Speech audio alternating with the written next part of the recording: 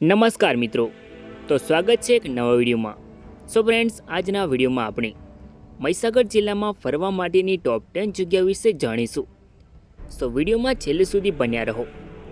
Video શરૂ કરતા પહેલાં જો ચેનલમાં નવા હોય તો આવા જ અવનવા વિડીયો જોવા માટે ચેનલને સબસ્ક્રાઈબ જરૂર કરો. નંબર 10, નંદીનાથ મહાદેવ મંદિર. નંદીનાથ મહાદેવ મંદિર મહીસાગર જિલ્લામાં આવેલું એક પ્રખ્યાત ધાર્મિક સ્થળ છે. આ મંદિર કડાણા ડેમની પાસે આવેલું છે. આ મંદિર શિવ શંકરજી અને માતા દુર્ગાને સમર્પિત છે. મંદિરના મુખ્ય ગર્ભગૃહમાં તમને એક શિવલિંગ જોવા મળે છે. અહીં માતા દુર્ગાના પણ દર્શન થાય છે. મિત્રો, આ જગ્યા ખૂબ જ સુંદર છે. અહીં તમને ટેકરીની ટોચ પરથી ડેમનો સુંદર નજારો જોવા મળે છે અને અહીં તમને સૂર્યાસ્તનો નજારો પણ જોવા મળે છે. તમે અહીં સારો સમય પસાર કરી શકો છો. Number 9, Satkunda waterfall. મિત્રો, સાતકુંડા ધોધ મહીસાગર જિલ્લાનું એક મુખ્ય પ્રવાસન સ્થળ છે. આ ધોધ પાનમ ડેમની નજીક આવેલો છે. આ ધોધ ખૂબ જ સુંદર છે. અહીં પહાડો પરથી એક ધોધ વહે છે જે ખૂબ જ આકર્ષક લાગે છે. આ ધોધ ખૂબ જ મનમોહક દ્રશ્ય ઊભું કરે છે.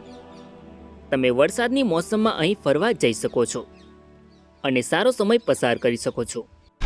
Number 8, Mangadh hill. મિત્રો, માનગઢ હિલ મહીસાગરનું મુખ્ય પ્રવાસન સ્થળ છે. માનગઢ રાજસ્થાન અને ગુજરાતની સરહદે આવેલું છે. માનગઢ ટેકરી સંતરામપુર તાલુકામાં આવેલ છે અને તમે અહીં સરળતાથી પહોંચી શકો છો. અહીં પહોંચવા માટે પાકો રસ્તો ઉપલબ્ધ છે. આ જગ્યા કુદરતી સૌંદર્યથી ભરપૂર છે. અહીંયા તમને ચારે બાજુ પર્વતો અને નદીઓના સુંદર નજારો જોવા મળે છે. આ સ્થળ ઐતિહાસિક રીતે પણ પ્રખ્યાત છે કારણ કે ગુજરાતનો જલિયાવાલા બાગ અહીં આવેલો છે. અહીં અંગ્રેજો દ્વારા આદિવાસી લોકોની હત્યા કરવામાં આવી હતી.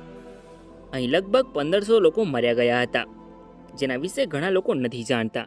મિત્રો, તમે અહીંયા આવીને આ સ્થળના ઇતિહાસ વિશે જાણી શકો છો. તમને અહીંયા ફરવાની ખૂબ જ મજા આવશે કારણ કે તમે ચારે બાજુ કુદરતી વાતાવરણ જોઈ શકો છો. અહીં એક સ્મારક પણ બનાવવામાં આવ્યું છે જે આ સ્થળ પર બનેલી તમામ ઘટનાઓ વિશે જણાવે છે. તમે અહીં આવીને ફરવા જઈ શકો છો. મહીસાગરનું આ સ્થળ જોવા જેવું છે. Number 7, Panam dam. મિત્રો, મહીસાગર જિલ્લામાં આવેલ પાનમ ડેમ એક મુખ્ય પ્રવાસન સ્થળ છે. આ ડેમ સંતરામપુર તાલુકામાં આવેલો છે. આ ડેમ મહીસાગર જિલ્લાના લુણાવાડાથી લગભગ 18 કિલોમીટર દૂર છે. તમે અહીંયા આરામથી પહોંચી શકો છો. આ ડેમ ખૂબ જ સુંદર છે. મિત્રો, અહીંયા વરસાદની મોસમમાં જ્યારે ડેમ ઓવરફ્લો થાય છે ત્યારે નજારો ખૂબ જ મનમોહક બની જાય છે. તમે આ જગ્યા પર ફરવા માટે જઈ શકો છો. નંબર 6, મહીસાગર સંગમ તીર્થ. મિત્રો, મહીસાગર સંગમ તીર્થ એ મહીસાગર જિલ્લાનું મુખ્ય ધાર્મિક અને જોવાલાયક સ્થળ છે જેનો ઉલ્લેખ સ્કંદ પુરાણમાં પણ જોવા મળે છે. આ જગ્યાને ખૂબ જ પવિત્ર માનવામાં આવે છે, જેથી લોકો અહીંયા દૂર દૂરથી સ્નાન કરવા અને દર્શન કરવા માટે આવે છે. આ જગ્યા મહીસાગર વનથી થોડે દૂર સ્થિત છે, જે વરખડી ગામમાં મહીસાગર નદીના કાંઠે સ્થિત છે. અહીંયા તમે ફરવા અને દર્શન કરવા માટે આવી શકો છો. Number 5, Mahisagar one. મિત્રો, મહીસાગર જિલ્લામાં આવેલ મહીસાગર વન ખૂબ જ સુંદર અને ફરવાલાયક સ્થળ છે જે મહીસાગર નદીના કિનારે આવેલું છે. આ વનને જંગલ વિભાગ ગુજરાત સરકાર દ્વારા બનાવવામાં આવ્યું છે. મિત્રો, આ જગ્યા આણંદથી 23 કિલોમીટર, વડોદરાથી 32 કિલોમીટર અને અમદાવાદથી 90 કિલોમીટર દૂર છે. મિત્રો, મહીસાગર વનમાં અનેક જાતના વૃક્ષો અને છોડ વગેરે જોવા મળે છે. આ જગ્યા ખૂબ જ હરિયાળી છે, જ્યાંથી મહીસાગર નદીનો નજારો પણ જોઈ શકાય છે. તમે અહીંયા ફરવા માટે આવી શકો છો. Number 4, Kadana dam and hill view point. મિત્રો, કડાણા ડેમ મહીસાગર જિલ્લામાં આવેલ એક મુખ્ય પ્રવાસન સ્થળ છે. આ ડેમ મહીસાગરમાં જોવાલાયક સુંદર સ્થળ છે. આ ડેમ રાજસ્થાન અને ગુજરાતની સરહદથી થોડે દૂર પર સ્થિત છે. આ ડેમનો વિસ્તાર ઘણો મોટો છે. અહીં તમને પર્વતોનો નજારો જોવા મળે છે. આ ડેમ ટેકરીઓથી ઘેરાયેલો છે. આ ડેમની મુલાકાત લેવાનો શ્રેષ્ઠ સમય વરસાદની મોસમ છે. કારણ કે વરસાદની મોસમમાં ડેમ સંપૂર્ણપણે પાણીથી ભરાઈ જાય છે અને આસપાસનું વાતાવરણ લીલુંછમ બની જાય છે. અહીંયા તમે ફરવા માટે આવી શકો છો. નંબર 3, કલેશ્વરી મંદિર. મિત્રો, કલેશ્વરી મંદિર મહીસાગર જિલ્લામાં આવેલ એક મુખ્ય પ્રવાસન સ્થળ છે. કલેશ્વરી મંદિર મહીસાગર જિલ્લાના ખાનપુર તાલુકાના લવાણા ગામમાં આવેલું છે. આ સ્થળ ઐતિહાસિક છે. અહીં તમને પ્રાચીન મંદિરો જોવા મળશે. અહીં એક મુખ્ય ટેકરી છે. આ ટેકરીની તળેટીમાં ઘણા મંદિરો છે. તમે અહીં જઈને તમારો આખો દિવસ પસાર કરી શકો છો. તમે તમારા મિત્રો અને પરિવાર સાથે અહીં પિકનિક કરી શકો છો. મિત્રો, અહીંયા મંદિરો 10મી અને 16મી સદીની વચ્ચે બાંધવામાં આવ્યા હતા. આ મંદિરોની દિવાલો પર ખૂબ જ સુંદર કોતરણી કામ કરવામાં આવ્યું છે.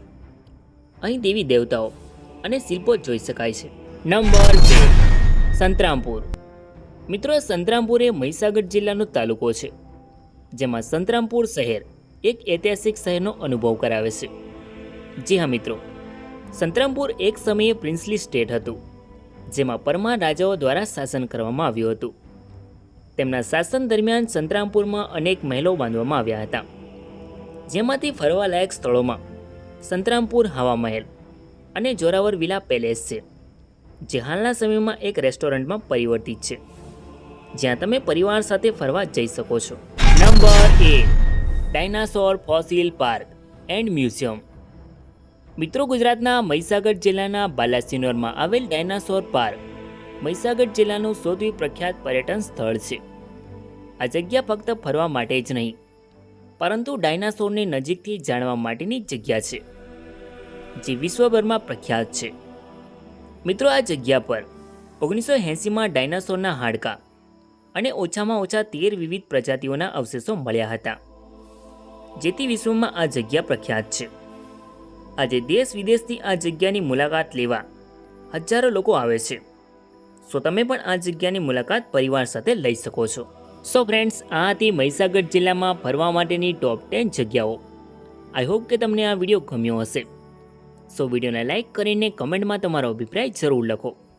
અને ચેનલમાં નવા હોય તો આવા જ અવનવા વિડીયો જોવા માટે ચેનલને સબસ્ક્રાઈબ જરૂર કરો.